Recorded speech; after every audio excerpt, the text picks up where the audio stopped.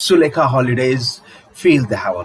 ये जो है एक टूर कंपनी है और आपको किसी भी टूर के लिए, चार धाम यात्रा के लिए या किसी भी टूर के लिए, all over India, domestic, international, हम आपको टूर प्रोवाइड कराते हैं और आप हमारी सेवाएं ले सकते हैं। हमें गूगल पे सर्च कर सकते हैं, हमारी वेबसाइट पर जा सकते हैं www.sulekaholidays.com। हमें मेल भी कर सकते हैं sulekaholidays@gmail.com पर, और हमारे नंबर्स हैं 7309777111। अब हम बात करते हैं कि चार धाम यात्रा कैसे जाएं और कैसे कैसे हम उसको स्टेप बाय स्टेप आपको बताते हैं। तो सबसे पहले आपको बता दें कि अगर आपको दिल्ली से आ रहे हैं तो दिल्ली से आपको पहले हरिद्वार आना होगा, ठीक है। अगर दो तरह की यात्रा, चार धाम यात्रा होती है। एक तो पहली यात्रा जो होती है वो हेलीकॉप्टर के थ्रू होती है, दूसरी यात्रा होती है बाय रोड होती है।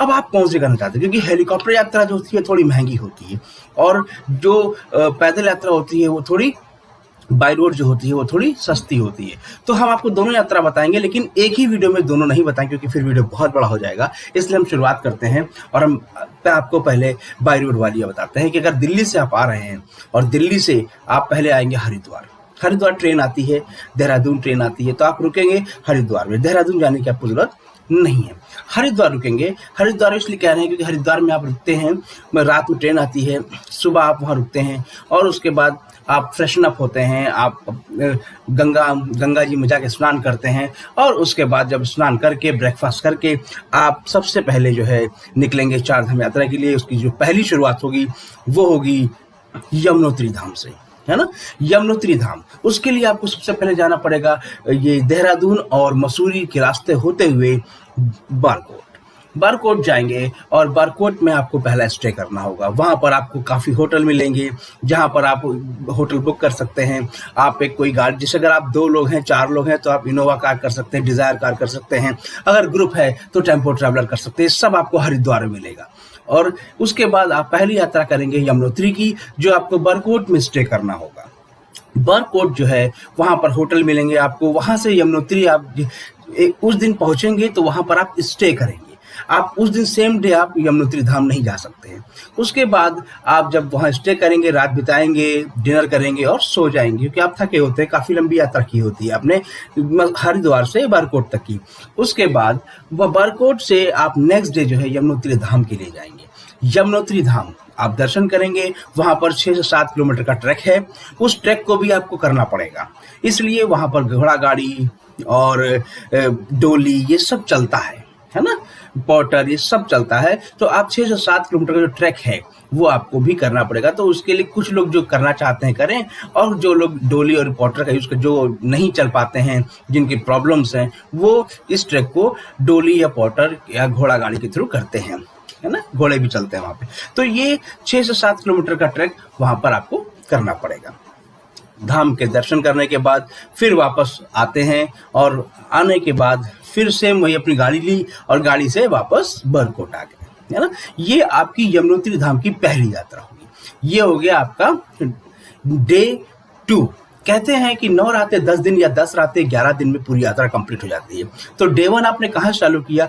डे 1 आपने हरिद्वार चालू किया, बारकोट पहुंचे। डे 2 आपने बारकोट से यमुनोत्री धाम गए, वापस बारकोट आ गए। ये डे 2 हो गया। फिर डे 3 आप जाते हैं गंगोत्री धाम। गंगोत्री धाम में आप धाम ना जाके पहले उत्तरकाशी जाते हैं। उत्तरकाशी में स्टे करेंगे। उत्तरकाशी जो है वहां पर आपको जो है होटल मिलेंगे। वहां पर आप बहुत सारे लोग जगह में आप घूम सकते हैं। वहाँ शिव जी का टेम्पल है, तो ये सब, वहाँ गंगा जी हैं। तो आप वहां पर जाके आप जब शाम को पहुंचेंगे, क्योंकि आप यहाँ से दर्शन करने के बाद नेक्स्ट डे डे 3 में आप गंगोत्री उत्तरकाशी जाते हैं और उत्तरकाशी में होटल में अपना सामान रख के शाम को घूमने निकलते हैं। उसके बाद डिनर करते हैं और नेक्स्ट डे डे 3 आपका ये कंप्लीट हो जाता है। डे 4 आप जाते हैं उत्तरकाशी से गंगोत्री धाम। गंगोत्री धाम वहाँ जाते हैं, वहाँ माँ गंगा का मंदिर है, वहाँ पे गंगा जी में स्नान करते हैं। वहीं से सिर्फ 6 से 7 किलोमीटर रह जाता है गौमुख।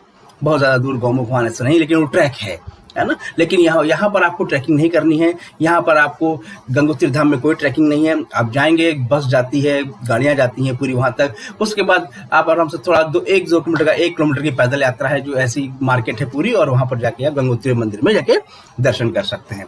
स्नान करें, दर्शन करें, है ना, और उसके बाद वापस आ जाते हैं। तो सेम डे यात्रा होती है और शाम तक होटल वापस आ जाते हैं उत्तरकाशी में।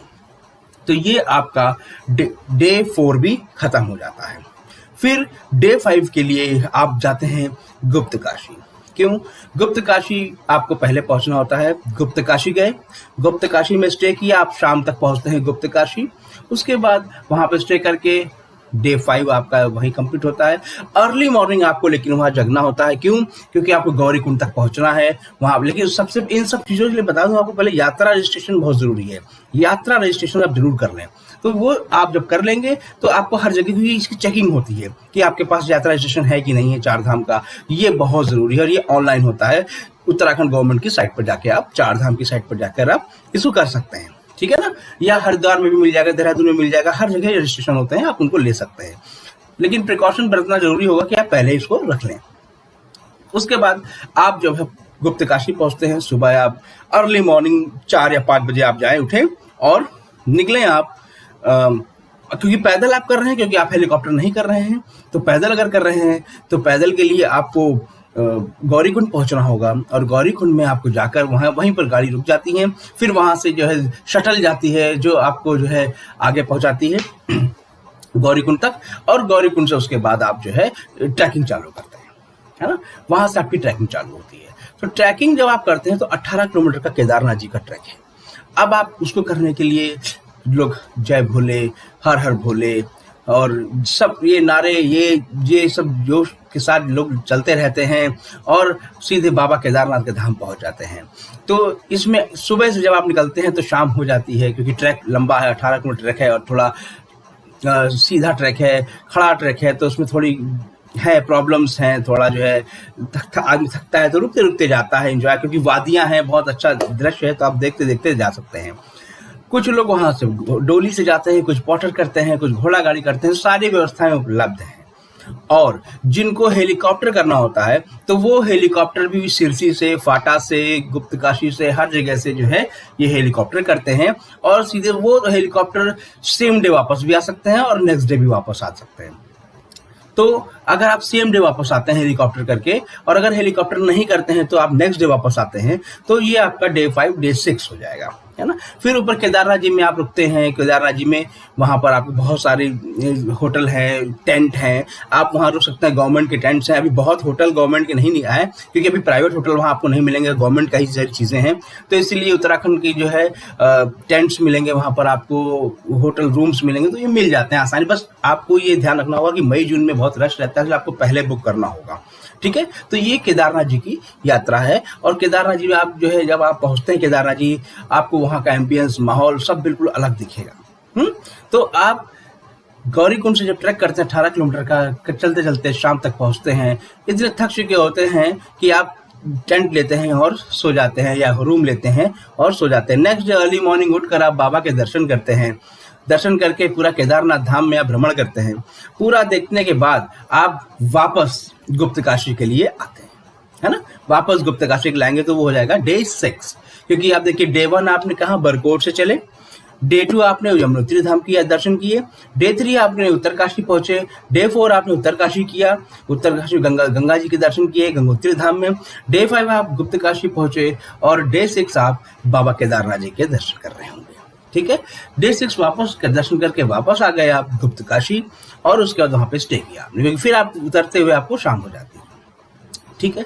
डे 6 हो गया। उसके बाद आप गुप्त काशी में थोड़ा भ्रमण करते हैं। गुप्त काशी जगह अच्छी है, थोड़ा आप अगर आपका डिपेंड करता है आपका होटल कहाँ पर है ना, आप होटल लें और उसके लिए आप देख सकते हैं कहाँ भी कैसे अच्छे से अच्छे होटल है वहाँ पर। लेकिन रश बहुत ज़्यादा रहता है, इसलिए होटल को पहले बुक करें, क्योंकि ये जो टाइम होता है ये बहुत पीक टाइम होता है।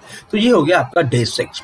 उसके बाद डे 6 के बाद आप सीधे जाते हैं जोशीमठ बद्रीनाथ धाम के लिए। डे 6 वो हो गया आपको डे 7।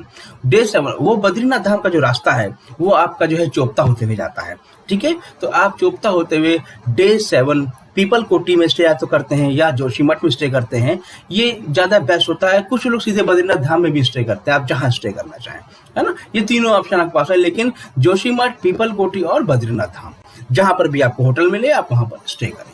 तो ये हो गया आपका डे 7। उसके बाद नेक्स्ट डे आप जब डे 7 पे आप रेस्ट करते हैं, क्योंकि आपकी ट्रैवलिंग अच्छी खासी हो जाती है, इसलिए आप रेस्ट करते हैं, थक जाते हैं। डे 8 आप बाबा बद्रीनाथ धाम जी विष्णु भगवान का जो बैकुंठ धाम है वहाँ पर जाते हैं, वहाँ दर्शन करते हैं और उसके आसपास के एरिया को भी देखते हैं जहाँ पर बहुत सारी जगहें हैं। आप सब जगहों के दर्शन करते हैं। वहाँ पे सल्फर का पानी, गर्म पानी भी है जहाँ पर आप चावल को भी अगर आप रखेंगे तो वो बॉयल हो जाएगा और वो आपका चावल भी पक जाता है वहाँ पर। तो वहाँ पर आप जाते हैं, उसको दर्शन करते हैं और जितनी भी जगहें हैं वहाँ पर आप देखते हैं नीलकंठ चोटी आपको सामने से दिखेगी, है ना, ब्रह्म कमल वहीं आगे मिलता है। तो ये सारी आप जब जगह को देखेंगे तो आपको लगेगा किसी पावरफुल जगह में आ गए हैं आप। आगे माणा गांव है जहाँ पे भारत का वो आखिरी गांव है और वो खत्म हो जाता है। उसके बाद वहीं भीम पुल पड़ता है, भीम पुल पे आप जाकर ये सब दर्शन करेंगे आप। भीम पुल, माणा गाँव, है ना, ये सारी जगह है। आप देखेंगे बोर्ड लगा हुआ है कि भारत का आखिरी गाँव माणा गाँव। उसके बाद वहां से भारत खत्म, फिर तिब्बत की सीमा चालू हो जाती है 43 किलोमीटर के आगे, है ना। यहीं से रास्ते स्वर्गारोहिणी पड़ जाता है, जो स्वर्गारोहण जहाँ पे युधिष्ठिर और पांडव जो है वो स्वर्गारोहिणी ही गए थे और जहाँ सिर्फ और सिर्फ युधिष्ठिर पहुंचे थे और कहते हैं कि उनके साथ एक ब्लैक डॉग भी गया था जो धर्म था, इसीलिए उनके साथ गया था। बाकी सब रास्ते में डेथ, सबकी रास्ते में डेथ हो गई थी। तो वो भीम पुल बनाया है। और भीम पुल क्यों बनाया गया? क्योंकि वो कहते हैं कि द्रौपदी जी, वो सरस्वती जी का जो है बहुत बड़ा जो है स्रोत है। आप देखते हैं वहाँ, वहीं से सरस्वती जी का उद्गम हुआ है, वहीं से सरस्वती नदी जो है निकल रही है। और जब वहाँ पर आप जाते हैं तो वो इतनी तेज आवाज कर रही होती हैं कि वहाँ, इसलिए गणेश जी वहाँ पर वो महाभारत लिख रहे थे। तो उन्होंने ये यही इसीलिए कि ये बहुत आवाज कर रही हैं, तो इसलिए उनको क्या किया कि शांत करने के लिए उन्होंने कहा कि आप यहीं से नीचे चले जाइए। तो वो आज भी है कि वहाँ क्या, क्योंकि अलकनंदा नदी है, आपको पता ही नहीं चलेगा कि वो इतना पानी जा कहाँ रहा है सरस्वती जी का। आज भी वैज्ञानिक शोध कर रहे हैं कि ये पानी जा कहाँ रहा है और वो पानी सीधे फिर उसका इलाहाबाद में आता है ना। तो ये इतनी आवाज कर जिससे कि द्रौपदी जी डर रही थी कि कैसे पार करेंगे। तो भीम ने क्या किया कि एक शिला को उठाया और एक पुल बना दिया और वो इसीलिए भीम पुल कहा जाता है। उसी की उसको सब पार करके फिर आगे लोग गए और आगे स्वर्गारोहणी तक गए, है ना, जिससे वो गए। तो इसलिए इसे भीम पुल कहा जाता है। वहीं पर गणेश जी ने महाभारत लिखी और व्यास मंदिर है। तो इस तरह आप देखेंगे तो पूरा ये माहौल जो आपको बैकुंठ धाम का लगेगा, आपको एक पावरफुल जगह वो है ना। तो आप जब बद्रीनाथ जी के दर्शन करते हैं, आप चरण पादुका के दर्शन करते हैं, आप जाएंगे तो आगे चरण पादुका ही मिलेगी आपको, क्योंकि जो साइट सीइंग है उसके वहाँ पे चरण पादुका है। वहाँ पे एक क्या बोलते हैं, शिव की जो है, सर्प की जो है वो है, आप देखेंगे वहाँ पे। इसलिए वो पत्थर के हो गए, कहते हैं कि इनको श्राप दे दिया था शिव जी कि यहीं पर, क्योंकि उनको वो क्रॉस कर गए थे। तो आप ये सब चीजें जब वहाँ साइट सीइंग करेंगे तो चरण पादुका मिलेंगी, नीलकंठ चोटी है आपकी, बद्रीनाथ धाम का मंदिर है विष्णु भगवान का, माणा गांव है ना, भीम पुल है। ये सब आप जब घूमते हैं आपका दिन ऐसे ही पार जाता है। और फिर वापस आप जाते हो वहीं, अगर बद्रीनाथ धाम में रुके हैं तो वहीं आप रुक जाते हैं, नहीं तो आप पीपल कोटी या जोशीमठ आते हैं। तो ये आपका हो जाता है डे 8। ओके, डे 8 कैसे? डे 8 उसके बाद आप डे 1 आपका हो गया बरकोट, डे 2 हो गया आपका बरकोट, डे 3 हो गया आपका उत्तरकाशी, डे 4 हो गया आपका उत्तरकाशी, डे 5 हो गया आपका गुप्तकाशी, डे 6 हो गया आपका केदारनाथ धाम, डे 7 हो गया आपका जो है डे 6 हो गया आपका जो है वापस गुप्तकाशी, है ना। डे 6 आपका गुप्तकाशी वापस हुआ। फिर डे 7 आपका जो हुआ क्या बोलते हैं, ये डे 7 आपका हो गया जोशीमठ या बद्रीनाथ धाम। डे 8 आपका हो गया ये आपका क्या बोलते हैं, बद्रीनाथ धाम के दर्शन और वापस जो है जोशीमठ है। और डे 9 जो है आप वापस आ जाते हैं यहाँ पर, क्या बोलते हैं, हरिद्वार, है ना। ये अब डिपेंड करता है कि अगर आप एक दिन वहां भी बिताते हैं, कहाँ पर, अगर आप केदारनाथ धाम में भी बिताते हैं तो आपको 10 रातें 9 रातें 10 दिन भी लग जाए। क्यों? क्योंकि आप डे 1 डे 2 ये 2 दिन आप बरकोट में बिताएंगे, डे 3 डे 4 आप उत्तरकाशी में बिताएंगे, फिर उसके बाद डे 5 आप गुप्तकाशी में बिताएंगे और डे 6 आप बिताएंगे केदारनाथ धाम में, फिर डे 7 आप बिताएंगे गुप्तकाशी में, फिर डे 8 बिताएंगे आप जोशीमठ या बद्रीनाथ धाम में, डे 9 भी बिताएंगे आप जोशीमठ या बद्री धाम में और उसका डे 10 आप बिताएंगे हरिद्वार। तो ये होती है 4 धाम की यात्रा। ये आपको इस तरह से आप फिर वापस बद्रीनाथ धाम दर्शन करके और वापस आप आ जाते हैं कहाँ पर, आप जोशीमठ या पीपल कोटी आते हैं या बद्रीनाथ धाम में रहते हैं और फिर उसके बाद वहां से नेक्स्ट डे निकलते हैं ब्रेकफास्ट करके और सीधे आप आते हैं हरिद्वार। इस तरह से आपकी पूरी 4 धाम की यात्रा ये कंप्लीट हो जाती है ना। ये आपकी चार धाम यात्रा संपूर्ण यात्रा कंप्लीट होती है, जिसमें यमुनोत्री धाम, गंगोत्री धाम, केदारनाथ धाम और बद्रीनाथ धाम, ये सारा आपका कंप्लीट हो जाता है। जोशीमठ अगर रुकते हैं तो वहाँ पे नरसिंह का मंदिर भी है, नरसिंह जी के मंदिर में भी दर्शन कर सकते हैं। केदारनाथ धाम आपको हमने बता ही दिया, तो वहाँ बहुत कुछ आपको, वहाँ की वादियाँ, आपका एम्बियंस, वहाँ की पावरफुल जगह आपको ये कभी भूलने नहीं देगी कि आप कितने पावरफुल जगह पे होके आए हैं, है ना। इसलिए चार धाम यात्रा का अलग ही अपना क्रेज है और ये 6 महीना चालू होती है। ये अब 25 अप्रैल से चालू हो जाएगी, तो अप्रैल, मई, जून, जुलाई, अगस्त, सितंबर, अप्रैल, मई, जून, जुलाई, अगस्त, सितंबर, बस उसके बाद। लेकिन मई जून में भी तो बहुत रश होता है, इसलिए इसको जल्दी आप बुक करें और सुलेखा हॉलीडेज से संपर्क जरूर करें, क्योंकि हम बहुत आज नहीं, हम 12 सालों से यात्रा करा रहे हैं और हमारी यात्रा में आज तक आप हमारे गूगल पर जाके देख सकते हैं कितने अच्छे रिव्यूज हमको देते हैं लोग। तो आपको अगर जब भी यात्रा करनी हो चार धाम की तो संपर्क करें सुलेखा हॉलीडेज। कॉल कर सकते हैं 7309 777 111 पे या 700797 999 पर, या फिर मेल भी कर सकते हैं हमें sulekaholidays@gmail.com पर, या हमारी वेबसाइट पर भी जा सकते हैं www.sulekaholidays.com। और अगर हमें आप व्हाट्सएप करना चाहें तो 7309 777 पर व्हाट्सएप भी कर सकते हैं। पूरी यात्रा आप बिल्कुल टेंशन ना लें कि हम आपको हर वक्त हर पल आपके साथ रहेंगे, आपकी पूरी यात्रा में आपके साथ रहेंगे और आपको अच्छे से अच्छी यात्रा कराएंगे। और आप इसके लिए हमसे संपर्क करें। और फिर मैं एक बार यकीन से कहना चाहूंगा, आपको समझ में आ चुका होगा कि कैसे चार धाम यात्रा आप करते हैं, कैसे जाते हैं, क्या करते हैं। और अब मैं ये भी कहना चाहूंगा कि अब अगर आपको ये हमारी इन्फॉर्मेशन अच्छी लग रही है, हमारा वीडियो अगर अच्छा लग रहा है, आपको लगता है कि कुछ इन्फॉर्मेटिव बात हमने आपसे की है, तो इसके लिए हमारे चैनल को लाइक, सब्सक्राइब और बेल आइकन जरूर प्रेस करें, क्योंकि शेयर भी करेंगे तभी तो ये बात जो हमने आपको बताई है, जैसे आपको अगर नहीं पता है कि चार धाम यात्रा कैसे करें उत्तराखंड की, तो ऐसे ही आप लोगों तक ये बात पहुंचनी चाहिए ना। तो इसलिए आप इसको फैलाएं, इसको बताएं कैसे लोगों तक पहुंचे, और कई लोगों तक पहुंचेगी जब ये, तभी तो लोग चार धाम यात्रा, बाबा केदारनाथ जी, बद्रीनाथ धाम, गंगोत्री, यमुनोत्री के दर्शन करेंगे। तो हरिद्वार से यात्रा चालू होती है और हरिद्वार से ही यात्रा समाप्त हो जाती है। तो इसलिए हम आपके सामने अब ये वीडियो कंप्लीट हो चुका है और अब बस हम यही कहेंगे कि जय बद्री विशाल, जय बाबा केदारनाथ, जय माँ गंगे, जय माँ यमुना। तो यही सब की भावना के साथ हम अपने इस वीडियो पे विराम देते हैं, अपनी बातों पर विराम देते हैं और आशा करते हैं आपको ये वीडियो हमारा अच्छा लगा होगा। और अगर अच्छा लगा तो कमेंट में जरूर हमको बताएं कि ये वीडियो आपको कैसा लगा।